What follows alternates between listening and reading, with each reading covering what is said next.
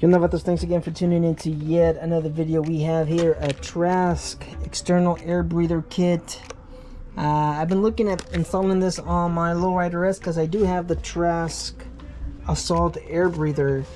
And you know, one of the cons of having, you know, the Trask air breather was you would always get oil on the plexiglass from the oil ports, from the breather ports, which would be on the inside of this. This is like I said, this is the one for the external air breather. In case you're wondering what's inside of this, you have some O-rings already pre-installed.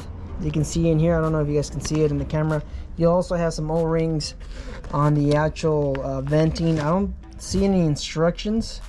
I don't believe there's any instructions in here, but you get the O-rings. You also have two O-rings on the inside for the main body.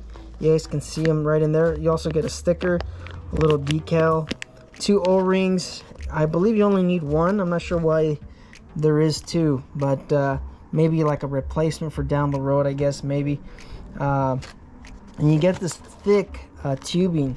This is really thick. This is a lot thicker than what I already have on my bike. I don't know if I'm going to be using this because, like I said, I already have an external air breather on my bike. I'll probably just reuse what I have already on the bike, which is what I have on my SNS, and you guys will see that in a moment. So yeah, I mean, that's pretty much it.